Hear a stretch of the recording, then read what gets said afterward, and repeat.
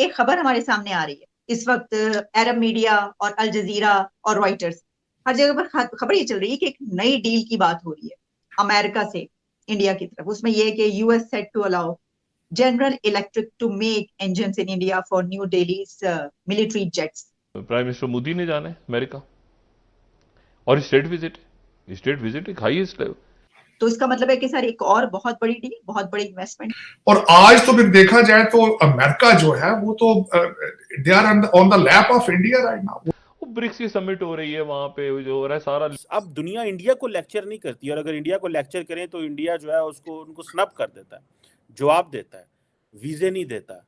पाकिस्तान को आज भी वो लेक्चर कर रहे हैं। आज सबसे अनोखी खबर कुआलालंपुर से आई है, जिसके मुताबिक पाकिस्तान इंटरनेशनल एयरलाइंस का एक तैयारा लीज के पैसों की अदम अदायगी की बिना पर वहां रोक लिया गया। जैसे पाकिस्तान में कागजात की अदम मौजूदगी की सूरत में मोटरसाइकिल थाने में बंद कर दी जाती है। सरप्राइज, मैंने यहाँ पे IMF की एक रिपोर्ट देखी जो surprise, I was very surprise. Balochistan में अमन दुश्मनों का एक और वार। केच के इलाके सिंगवान में सिक्योरिटी चेक पोस्ट पर दहशतगर्दों का हमला, 2 फौजी जवान शहीद हो गए। वॉशिंगटन टू इस्लामाबाद अगर जब हम बात करते हैं तो उसमें हम IMF के प्लान से निकल गए। एक खबर ये, और जो अभी तक तो हमें, आपको पता है कल तक तो हमारे सामने यही था, हमारे फाइनेंस मिनिस्टर बता रहे थे हो जाएगा कोई, मैंने आपको कहा है आप क्यों फिक्रमंद हो रहे हैं, डिफॉल्ट नहीं होगा वगैरह। अब वो प्लान ही नहीं हो रहा। लेकिन इन सारे सर्कमस्टांसेस में बताया जाए तो बेनिफिशियरी भारत है। करीब 1 दशक के लंबे इंतजार के बाद भारत और अमेरिका के बीच सैन्य विमानों के इंजन को लेकर एक बड़ा रक्षा सौदा होने वाला है। संयुक्त रूप से स्वदेशी जेट के निर्माण और लड़ाकू विमान के इंजन के लिए अमेरिकी कंपनी जनरल इलेक्ट्रिक के साथ भारतीय कंपनी हिंदुस्तान एरोनॉटिक्स लिमिटेड की साझेदारी के लिए भारत एक बड़े रक्षा सौदे पर हस्ताक्षर करने के लिए तैयार है। प्रारंभिक साझेदारी केवल सैन्य विमानों के इंजन के लिए होगी।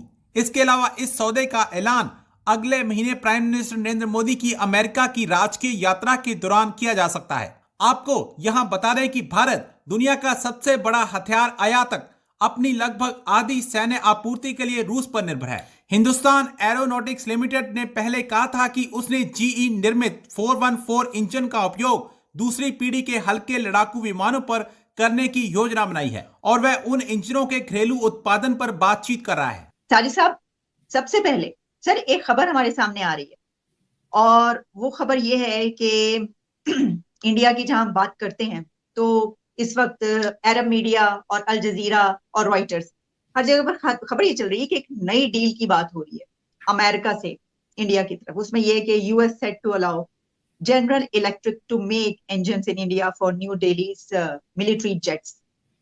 तो इसका मतलब है कि सर एक और बहुत बड़ी डील, बहुत बड़ी इन्वेस्टमेंट क्या वहां पे होने जा रही है।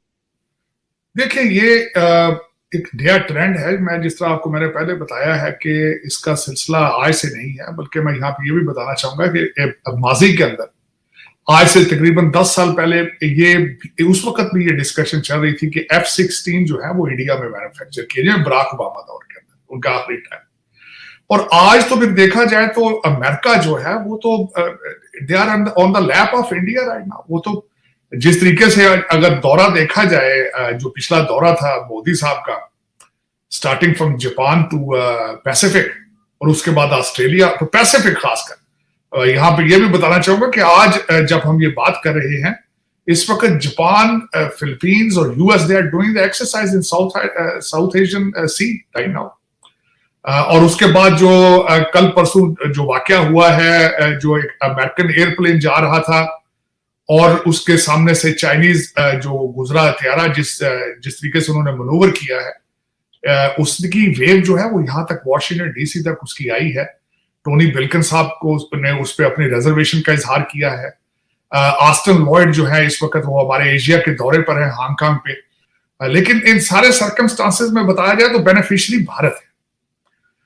जो सफर उनका लिया जाए इंडियन इंस्टीट्यूट ऑफ टेक्नोलॉजी से, और फिर उसके बेनिफिशियरी यहाँ पे उनके जो CEOs हैं हमारे, फिर उसके बाद चाइना अमेरिका की दुश्मनी, और उसके बाद अमेरिका की सैंक्शंस टुवर्ड्स चाइना, और वहां से अपने चाइना से उस पर डिपेंडेंसी को खत्म करने के लिए हर जो मैन्युफैक्चरिंग चीज है, आइडिया है, उसको वहां से उठा के चाइना से भारत में ले जाया जा रहा है। और उसमें बल्कि मैं आपके देखने वालों को, आज सुबह मैं सरप्राइज, मैंने यहाँ पे IMF की एक रिपोर्ट देखी जो surprise, I was very surprise. उसमें उन्होंने बताया है कि अमेरिका की इकोनॉमी इस वक्त जो है 1.9% पे है, यूरोजोन की 0.8 पर है, रशिया की 0.7 पर है, और उसके बाद चाइना की 5.2% पर है और भारत की 5.9%। तो ग्रोथ उनकी ये उनकी प्रोजेक्शन है फॉर द 2023, और 2022 में भारत की जो इकोनॉमी थी 6.1 थी। तो अगर अब ये सारी चीजें देखें आप, और सारा फिर उनका अभी मैंने पढ़ा, पूरी रिपोर्ट मैंने पढ़ी है IMF की कि इसकी वजह क्या है। उनकी एग्रीकल्चर है, नॉर्मल मॉनसून है, उनकी प्रोडक्शन है, उनकी सर्विसेज बेस्ड इकोनॉमी, फिर उनकी एक्सपोर्ट्स हैं। ये सारी चीज देखें तो इस वक्त लग रहा है कि इस वक्त ग्रोथ सिर्फ है तो यह चाइना में या भारत में है।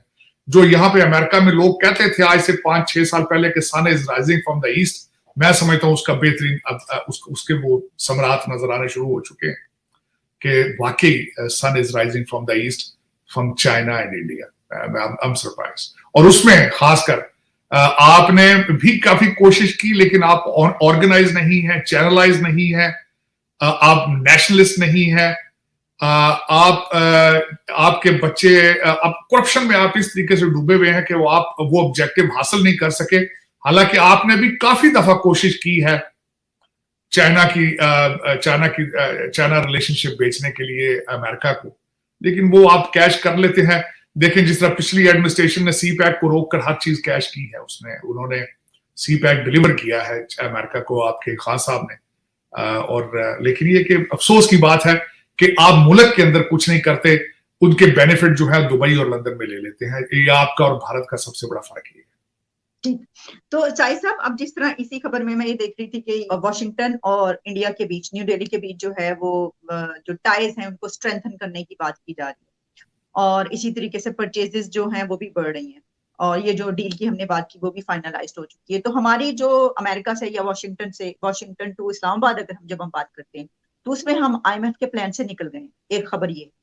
और जो अभी तक तो हमें, आपको पता है कल तक तो हमारे सामने यही था, हमारे फाइनेंस मिनिस्टर बता रहे थे हो जाएगा, कोई मैंने आपको कहा है आप क्यों फिक्रमंद हो रहे हैं, डिफॉल्ट नहीं होगा वगैरह। अब वो प्लान ही नहीं हो रहा। अच्छा, और फिर वो कह रहे हैं कि अब अगले प्लान हम उनसे लें। दर हकीकत वो प्लान से निकल नहीं रहे, प्लान एक्सपायर हो रहा। वो एक लार्जर प्लान लेना चाहते हैं। उनका आइडिया ये है कि जो हमें बहुत ज्यादा पैसे चाहिए, क्योंकि लंदन में खर्चे बहुत बढ़ गए हैं, बच्चे बड़े हो गए हैं। आपने देखा होगा ना, जो हमारी रजीम है उसमें जवान बंदा तो है नहीं है, सारे 70 साल के लोग हैं, उनकी औलादें जवान है, शादियां होनी है, मजीद प्रॉपर्टियां खरीदनी है, प्रोजेक्ट करने हैं, वो तो IMF का तो पैकेज लेंगे।